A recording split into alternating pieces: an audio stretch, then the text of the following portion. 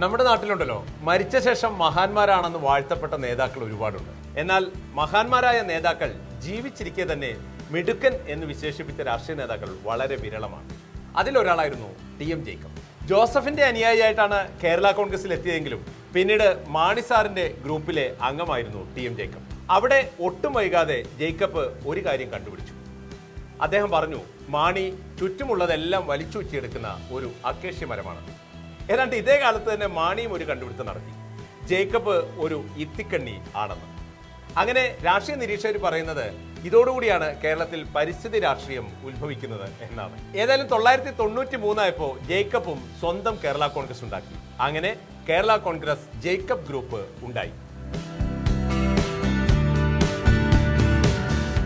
അങ്ങനെ ഒറ്റയാനായി വളർന്ന ജേക്കബ് സ്വന്തം ഗ്രൂപ്പിന്റെ പേരിൽ മന്ത്രിസ്ഥാനമൊക്കെ കരസ്ഥമാക്കുകയും ചെയ്തു. അങ്ങനെ ഇരിക്കെ ഒരു നാൾ ജേക്കബ് കുറച്ചുകൂടി കാവ്യാത്മകമായി മാണി സാറിനെ വിശേഷിപ്പിച്ചു. അതിനദ്ദേഹം ചെമ്മീനിലെ ആ മനോഹരമായ പാട്ടാണ് ഉദാഹരണമാക്കിയത്. കടലിലെ ഓളവും കരളിലെ മോഹവും അടങ്ങുകില്ല എന്ന് പറഞ്ഞിട്ട് ജേക്കബ് ഒന്നുകൂടി പറഞ്ഞു, മാണിയുടെ മോഹവും അടങ്ങുകില്ല. എന്നിട്ട് അദ്ദേഹം നിർത്തിയില്ല, ഈ പാട്ട് മനോഹരമായി നീട്ടിപ്പാടുകയും ചെയ്തു. ഗാന്ധിജി സർവകലാശാല, കുട്ടികളുടെ സ്കൂൾ യുവജനോത്സവത്തിന്റെ സ്വർണ്ണക്കപ്പ്, പ്രീ ഡിഗ്രി ബോർഡ്, ഇതെല്ലാം ജേക്കബിന്റെ സംഭാവനകളായിരുന്നു. കൊടുമ്പിരി കൊണ്ട സമരത്തിൽ പ്രീ ഡിഗ്രി ബോർഡ് മാത്രം ജേക്കബിന് നടപ്പാക്കാനായില്ല.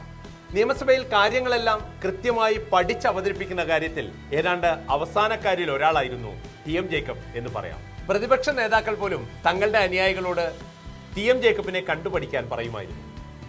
എം.എസ്. Namboodiripad, C Achutha Menon, V S. അച്യുതാനന്ദൻ എന്നിവരൊക്കെ ജേക്കബിന്റെ ഈ ഭരണ പാടവത്തെയും ഈ മികവിനെയും എടുത്തു കാട്ടിയിരുന്നു.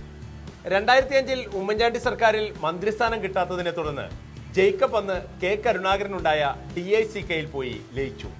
സ്വന്തം പാർട്ടിയെ പിരിച്ചുവിട്ട് അവിടെ ചെന്ന ജേക്കബ് അപ്പോഴാണ് മനസ്സിലാക്കുന്നത് അവിടെ ഇതിലും വലിയ അക്കേഷ്യ മരങ്ങൾ ഉണ്ടെന്ന്. തിരിച്ചു വന്ന ജേക്കബ് വീണ്ടും സ്വന്തം പാർട്ടി ഉണ്ടാക്കി. ഒടുവിൽ 2011 ഉമ്മൻചാണ്ടി സർക്കാരിൽ മന്ത്രിയായിരിക്കെയാണ് ജേക്കബ് അന്തരിച്ചത്. പറഞ്ഞു വരുമ്പോൾ ഇനിയും കേരളത്തിൽ ഒരുപാട് കേരള കോൺഗ്രസ്സുകാരുണ്ട്.